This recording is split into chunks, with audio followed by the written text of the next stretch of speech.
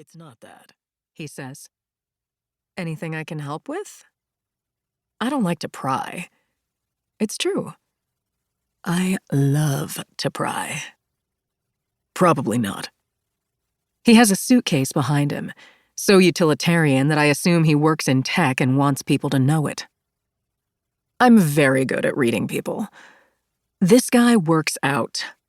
A lot. He's wearing a suit he either has borrowed or can't afford to replace. It's loose and tight in all the wrong places. He probably took the train because he's actually broke. Or because he's too broad to fit comfortably in an airplane seat. He's favoring his right shoulder.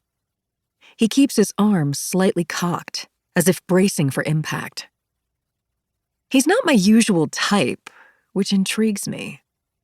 It's always better to choose a type that isn't yours. Call it an insurance policy. I step back so he can move past me. He seems to think I'm much bigger than I am because he hits the door frame trying to avoid me, then hisses slightly through his teeth. It's obvious he's extremely uncomfortable being a human, which I find attractive. Do you want me to help you with your bags? I ask. I don't wait for him to answer. I grab the handle of his big wheeled suitcase and start to pull. It doesn't move. It's much heavier than I expected. I can get that, he says. But now it's a challenge. I got it. I engage my muscles and roll it neatly through the door. What do you have in there? Computers. Called it. He frowns at the bag like it's the bane of his existence. I can understand.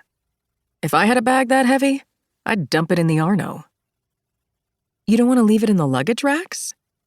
I left all my bags on the racks, black, nondescript, with nothing in them that ties back to me, unless you recognize the custom satin finish on my Glock.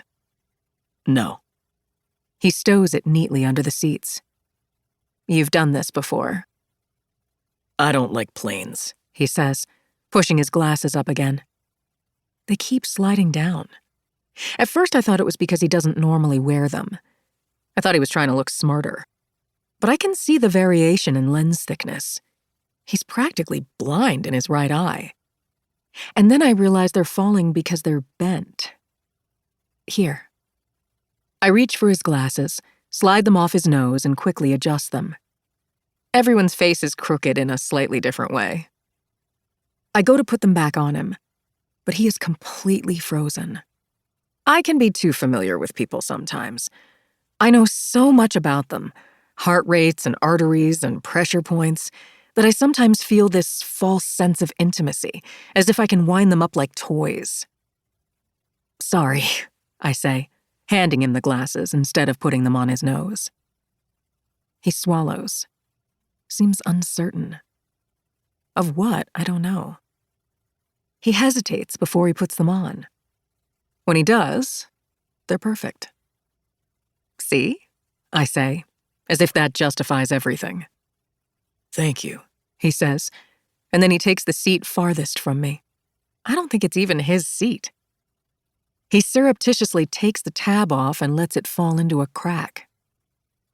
It's so weird how total strangers can casually devastate you. Not that I really care. I don't really care about anything. It's just easier sometimes to care deeply about things that don't matter. I get motion sickness, he says, because he knows that I noticed him removing the tab. I have to be close to the door. And it's suddenly so fucking awkward between us. It's shocking, actually, how awkward interactions with complete strangers can sometimes be.